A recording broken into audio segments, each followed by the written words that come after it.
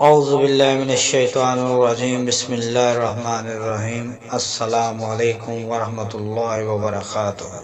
اللہم صلی علی سیدنا محمد وعلی آلہ وصحبہ وبارک وسلم۔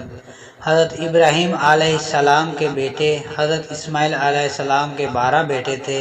ان کی نسل اس قدر ہوئی کہ مکہ مکرمہ میں نہ سما سکی اور پورے حجاز میں پھیل گئی۔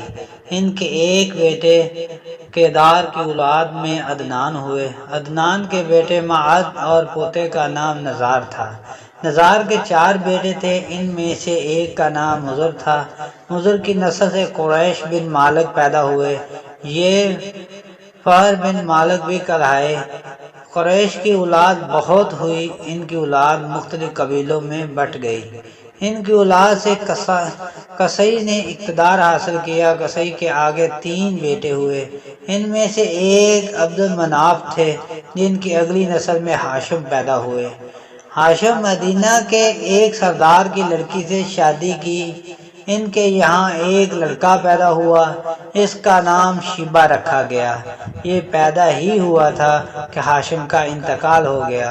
ان کے بھائی مطلب مکہ کے حاکم ہوئے۔ ہاشم کا بیٹا مدینہ منورہ میں پرورش پاتا رہا۔ جب مطلب کو معلوم ہو گیا کہ وہ جوان ہو گیا ہے تو بھتیجے کو لینے کے لیے مدینہ خود گئے۔ اسے لے کر مکہ مکرمہ پہنچے تو لوگوں نے خیال کیا کہ یہ نوجوان ان کا غلام ہے۔ مطلب نے لوگوں کو بتایا کہ ہاشم کا بیٹا ہے اور میرا بھتیجا ہے۔ اس کے باوجود لوگوں نے اسے مطلب کا غلام ہی کہنا شروع کیا۔ اس طرح شیبہ کو عبد المطلب کہا جانے لگا۔ انہیں عبد المطلب کے یہاں ابو طالب، حمزہ، عباس، عبداللہ، ابو لہب، حارث، زبیر، زرار اور عبد الرحمن پیدا ہوئے۔ ان کے بیٹے عبداللہ سے ہمارے نبی کریم حضرت محمد مصطفیٰ آخر النبی زمان صلی اللہ علیہ وسلم پیدا ہوئے۔ عبد المطلب کے تمام بیٹوں میں حضرت عبداللہ سب سے زیادہ خوبصورت اور سب سے زیادہ پاک دامن تھے۔ عبد المطلب کو خواب میں زمزم کا کنواں کھودنے کا حکم دیا گیا، یعنی حضرت اسماعیل علیہ السلام کے کنویں کو۔ اس کنویں کو قبیلہ جرہم کے سردار مزاز نے پاٹ دیا تھا، یعنی اسے ختم کر دیا تھا، چھپا دیا تھا۔ قبیلہ جرہم کے لوگ اس زمانہ میں مکہ کے سردار تھے، بیت اللہ کے نگران تھے۔ انہوں نے بیت اللہ کی بے حرمتی شروع کر دی۔ ان کا سردار مزاز بن عمرو تھا، وہ اچھا آدمی تھا۔ اس نے اپنے قبیلے کو سمجھایا کہ بیت اللہ کی بے حرمتی نہ کرو، مگر ان پر اثر نہ ہوا۔ جب مزاز نے دیکھا کہ ان پر کوئی اثر نہ ہوتا تو قوم کو اس کے حال پر چھوڑ کر وہاں سے جانے کا فیصلہ کیا۔ اس نے تمام مال و دولت، تلواریں اور زریں وغیرہ خانہ کعبہ سے نکال کر زمزم کے کنویں میں ڈال دی اور مٹی سے اس کو پر کر دیا۔ کنواں اس سے پہلے ہی خشک ہو چکا تھا، اب اس کا نام و نشان مٹ گیا۔ مدتوں یہ کنواں بند پڑا رہا۔ اس کے بعد بنو خزاں نے بنو جرہم کو وہاں سے مار بھگایا۔ بنو خزاں اور قصی کی سرداری کا زمانہ اسی حالت میں گزرا، کنواں بند رہا، یہاں تک کہ قصی کے بعد عبد المطلب کا زمانہ آ گیا۔ انہوں نے خواب میں دیکھا، خواب میں انہیں زمزم کے کنویں کی جگہ دکھائی گئی اور اس کے کھودنے کا حکم دیا گیا۔ حضرت علی رضی اللہ تعالیٰ عنہ سے روایت ہے کہ عبد المطلب نے بتایا، میں حجر اسود کے مقام پر سو رہا تھا کہ میرے پاس ایک آنے والا آیا۔ اس نے مجھ سے کہا طیبہ کو کھودو۔ میں نے اس سے پوچھا طیبہ کیا ہے، مگر وہ کچھ بتائے بغیر چلا گیا۔ دوسری طرف رات پھر خواب میں وہی شخص آیا، کہنے لگا برہ کو کھودو۔ میں نے پوچھا برہ کیا ہے، وہ کچھ بتائے بغیر چلا گیا۔ تیسری رات میں اپنے بستر پر سو رہا تھا کہ پھر وہ شخص خواب میں آیا، اس نے کہا مظنونہ کو کھودو۔ میں نے پوچھا مظنونہ کیا ہے، وہ بتائے بغیر چلا گیا۔ اس سے اگلی رات میں بستر پر سو رہا تھا کہ وہی شخص پھر آیا اور بولا زمزم کھودو۔ میں نے اس سے پوچھا زمزم کیا ہے، اس بار اس نے کہا زمزم وہ ہے جس کا پانی کبھی ختم نہیں ہوتا، جو حاجیوں کے بڑے بڑے مجموعوں کو مجموعوں کو سیراب کرتا ہے۔ عبد المطلب کہتے ہیں میں نے اس سے پوچھا یہ کنواں کس جگہ ہے؟ اس نے بتایا جہاں گندگی اور خون پڑا ہے اور کنواں ٹھونگے مار رہا ہے۔ دوسرے دن عبد المطلب اپنے بیٹے حارث کے ساتھ وہاں گئے۔ اس وقت ان کے یہاں یہی ایک لڑکا تھا۔ انہوں نے دیکھا وہاں گندگی اور خون پڑا تھا اور ایک کوا ٹھونگے مار رہا تھا۔ اس جگہ کے دونوں طرف بت موجود تھے اور یہ گندگی اور خون دراصل ان بتوں پر قربان کیے جانے والے جانوروں کا تھا۔ پوری نشانی مل گئی تو عبد المطلب کدال لے آئے اور کھدائی کے لیے تیار ہو گئے، لیکن اس وقت قریش وہاں آ پہنچے۔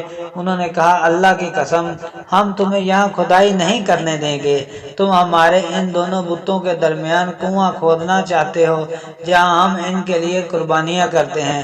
عبد المطلب نے ان کی بات سن کر اپنے بیٹے حارث سے کہا تم ان لوگوں کو میرے قریب نہ آنے دو، میں اس کھدائی کا کام کرتا ہوں اس لیے کہ مجھے جس کا حکم دیا گیا ہے میں اس کو ضرور پورا کروں گا۔ قریش نے جب دیکھا کہ وہ باز آنے والا نہیں تو رک گئے اور انہوں نے کھدائی شروع کر دی۔ جلد ہی کنواں کے آثار نظر آنے لگے۔ یہ دیکھ کر انہوں نے اللہ اکبر کا نعرہ لگایا اور پکار اٹھے یہ دیکھو یہ اسماعیل علیہ السلام کی تعمیر ہے۔ جب قریش نے یہ دیکھا کہ انہوں نے کنواں تلاش کر لیا ہے تو ان کے پاس آ گئے اور کہنے لگے عبد المطلب اللہ کی قسم یہ ہمارے باپ اسماعیل علیہ السلام کا کنواں ہے اور اس پر ہمارا بھی حق ہے، اس لیے ہم اس میں تمہارے شریک ہوں گے۔ یہ سن کر عبد المطلب نے کہا میں تمہیں اس میں شریک نہیں کر سکتا، یہ مجھ اکیلے کا کام ہے۔ اس پر قریش نے کہا تب پھر اس معاملے میں ہم تم سے جھگڑا کریں گے۔ عبد المطلب بولے کسی سے فیصلہ کروا لو۔ انہوں نے بنو سعد بن ابن حزیم کی کہنا سے فیصلہ کرانا منظور کیا۔ یہ کہنا ملک شام کے بالائی علاقے میں رہتی